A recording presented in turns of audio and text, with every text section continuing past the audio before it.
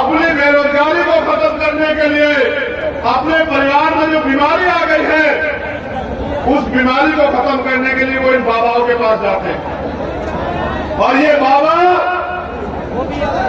हमारे दिए हुए पैसे से पलते हैं। हमारा खाके अगर कोई पाखंडी हमें आंख दिखाएगा तो याद रखना इलाज कर दिया जाएगा, ये बताने के लिए छतर हुआ है। वो चुनाव हुआ, बिना चुनाव हुए सरकार बनी, नेहरू जी प्राइम मिनिस्टर बने और जब उनकी सरकार बनी उन्होंने वादा किया कि हम संविधान को पूर्ण रूप से लागू कराने का काम करेंगे। और आज तक भी हम इस उम्मीद में है कि कब संविधान पूर्ण रूप से लागू होगा, क्योंकि दुनिया का अगर सबसे बेहतरीन संविधान कहीं है तो वो कॉन्स्टिट्यूशन ऑफ इंडिया है, वो भारत का संविधान है। सारे लोगों को 3 दिन मजदूरी नहीं मिलती, सारे किसानों को फसल का उचित दाम नहीं मिलता, किसानों पे प्राकृतिक मार होती है।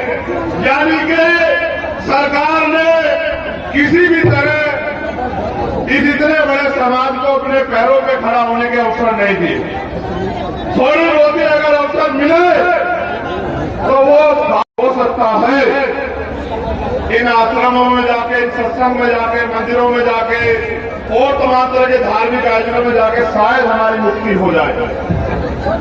अपनी गरीबी को खत्म करने के लिए, अपनी बेरोजगारी को खत्म करने के लिए, अपने परिवार में जो बीमारी आ गई है उस बीमारी को खत्म करने के लिए वो इन बाबाओं के पास जाते हैं। और ये बाबा हमारे दिए हुए पैसे से पलते हैं। हमारा खाके अगर कोई पाखंडी हमें आंख दिखाएगा तो याद रखना इलाज कर दिया जाएगा, ये बताने के लिए छतर हुआ है। ये हमारे लोगों को झूठे आश्वासन देते हैं कि हम आपकी जिंदगी में जो परेशानियां उनको खत्म कर देंगे, इसलिए उन परेशानियों से मुक्ति के लिए हमारे लोगों के पास जाते हैं। फिर ये हमारा शोषण करते हैं, फिर ये हमारे लोगों को गुमराह करते हैं और फिर ये हमें ही नीचे दिखाने का काम करते हैं। आप पे 2 रास्ते हैं, चाहे तो बैसाखियों के सहारे रहो, चाहे किराए के मकान में रहो, या फिर अपने आंदोलन को इतना ताकतवर करो कि यहाँ इस मंच पे बैठे आपके बीच में बैठे गरीब के बेटों को भी आपकी लड़ाई लड़ने का अवसर मिले। और जिस दिन आपने इस बात को समझ लिया कि जिन्होंने 75 साल में आपको जानवर से ज्यादा कुछ नहीं माना, उनका साथ छोड़ के आपको अपने आंदोलन को, अपने संगठन को, अपनी पार्टी को मजबूत करना है, मैं उस दिन कहता हूं कि आपकी तरफ आंख उठाने वाला मध्य प्रदेश में कोई माइकालाल पैदा नहीं होगा। मेरा वादा क्या दोबारा किसी सेना ने कहा कि हम आंदोलन करेंगे आपके अधिकार के खिलाफ? एक बार आपने ताकत दिखाई, एक बार में सबको पता लगा कि इनको मत छेड़ना, एक बार आपने ताकत दिखाई थी 2 अप्रैल को। मैं इस मध्य प्रदेश की भूमि को नमन करता हूं। ये क्रांतिकारियों की भूमि है, इतिहास गवाह है। बुंदेलखंड हो, ग्वालियर हो, मुरैना हो, डबरा हो, आप लोगों ने 2 अप्रैल का आंदोलन भी अपने खून से सींचने का काम किया। आपका कोई तोड़ नहीं मेरे बहुजन समाज के लोगों। मैं आपसे ये कहने आया हूं, आप ये बताओ पूरी ईमानदारी से, जब आपके अधिकारों के खिलाफ आंदोलन इस प्रदेश में हुआ, क्या कोई नेता आपके पक्ष में बोला? अपने सच्चे मन से हाथ बार बताओ, बोला या नहीं बोला? नहीं बोला ना। यानी कि अगर आपके अधिकार छीन में जाएंगे तो नेताओं को फर्क नहीं पड़ता। पहली बात, जब आप मेरे परिवार का यहाँ अपमान हुआ इसी छतरपुर की धरती पे और एक गुंडा मेरे परिवार को अपमानित करता है, डराने का काम करता है, आप बताओ कोई नेता बोला आपके पक्ष में जब तक बीमार भी नहीं खड़ी हुई? यानी कि जिन्हें आपके मान सम्मान से भी मतलब नहीं, जिन्हें आपके वजूद से भी मतलब नहीं, आपको उनको ताकत लेनी भी बंद करनी पड़ेगी मेरे बहुजन समाज के लोगों, वरना वो आपसे ताकत लेंगे। देखो, गौर करो मेरी बात पे। आप जिसको वोट दोगे वो ताकतवर होगा, ठीक है। जो ताकतवर होगा वो अपने बच्चों को ताकतवर करेगा।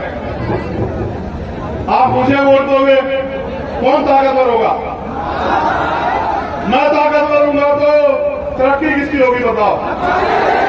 ना मुझे यहां से विधायक बनना, ना मुझे यहां से एमपी बनना, ना मैं यहां मुख्यमंत्री बनना चाहता हूं। मैं तो आप लोगों को आपके पैरों पे खड़ा करने के लिए यहां मध्य प्रदेश में आया। क्या मैं इस सरकार के आगे हाथ फैला रहा हूं अपनी किसी मांग के लिए? ना मुझे कोठी चाहिए सरकार से, ना बंगला चाहिए, ना सुरक्षा चाहिए, ना इनका कोई साधन चाहिए, मगर मुझे एक चीज चाहिए। हजारों साल मेरे लोग अपने देश में अन्याय का सामना करते रहे और मेरे रहबर बाबा साहब अम्बेडकर अपने 4 बच्चों को कुर्बानी देके गए। मान्यवर काशीराम साहब ने अपना पूरा जीवन लगा दिया। ये है प्रिंस। प्रिंस को एक एक करके आगे भेजते जाओ। बहुत बहुत आप बैठे रहो, देखो पता लगाना किसके पर्चे में ज्यादा दम है। प्रिंस के लिए रास्ता बना दो, बहुजन समाज के योद्धाओं रास्ता बनाओ। ये बाबा साहब अम्बेडकर के अनुयायी हैं, इनका मुकाबला कोई नहीं कर सकता है देश दुनिया में, सब लोग जानते हैं। आप लोग बैठ जाओ, प्रिंस को आने दो और प्रिंस को अपनी मां को सौंप दो। अब मेरी बात पर गौर करो, समय कम है।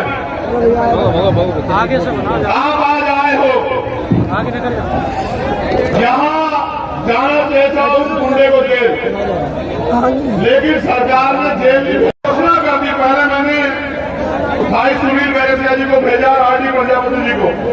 मैंने इनसे कहा भाई जाओ, ओबीसी महासभा के लोगों से कहा भाई जाओ और जाके देखो कि क्या है सही मामला। उसका दिमाग खराब हो गया था, उसे लगा कि सुन लो पहले कि हम ही सबसे बड़े ताकतवर हैं। उसे लगना भी चाहिए, गलतफहमी किसी को भी हो सकती है। हमारे यहाँ तो कहते हैं कुत्ता पालो, बिल्ली पालो, बकरी पालो, लेकिन गलतफहमी मत पालो। तो उसे गलतफहमी हुई कि वो शराब के नशे में गया और पट्टा पिस्टल जो भी हो वो लहराते हुए उसने हमारे लोगों को अपमानित किया, हमारे परिवार को बेइज्जत किया, हमारे लोगों को गालियां दी, हमारी बहन की शादी को डिस्टर्ब किया, उनको धमकाया। हमारे लोगों ने आगे बढ़ के जब मुकाबला किया तो मुकदमा दर्ज हुआ। जब मैंने घोषणा की कि हम आ रहे 17 तारीख में सरकार सुन ले, इन्हें लगा यहाँ के एसपी भी है, भैया मेरी बात को याद रखना एसपी महोदय, जिस दिन सरकार बदलेगी मुख्यमंत्री नहीं बजाएगा आपको। कानून के डंडे में बहुत ताकत है, कभी हमारी कभी तुम्हारी, याद रखना। मेरे लोग भी तुम्हारी इस चोट का जवाब वोट से देंगे, याद रखना। गौर करो मेरे नौजवान सिपाहियों, मेरे योद्धाओं। उनको पता था कि जब चर्चेगर आके लड़ेगा तो वो कहेगा 360 में पर्चा दर्ज क्यों नहीं किया। मैं वकील हूं, वो पूछेगा कि दफा 25 का मुकदमा क्यों नहीं देगा, लगा वो अवैध लेके घूम रहा था। बाबा जी ने हमारे परिवार को बुलाया, डरा, परिवार भी डर गया क्योंकि बहुत ताकतवर व्यक्ति है। मुख्यमंत्री उनके यहाँ बैठे रहते हैं, आईजी डीआईजी एसपी उनके यहाँ बैठे रहते हैं, उनको लगा जिनके सामने कौन लड़ेगा। लेकिन जैसे ही ये नीले पट्टे वाले पीले पट्टे वाले उनके पास पहुंचे, फिर उसने कहा कि नहीं, डोट नहीं कट्टा था। फिर उसने कहा कि नहीं, उस पाखंडी को जेल में होना चाहिए।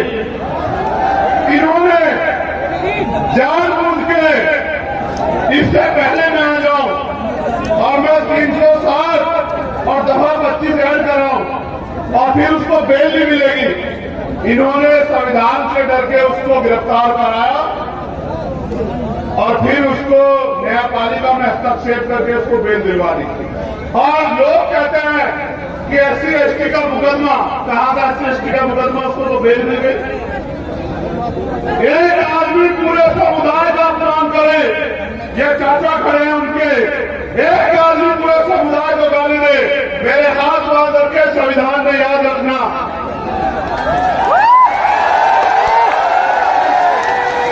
अगर संविधान को न मानता तो तुम्हें बताता कि अपमान कैसे किया जाता है। याद रखना मेरी बात।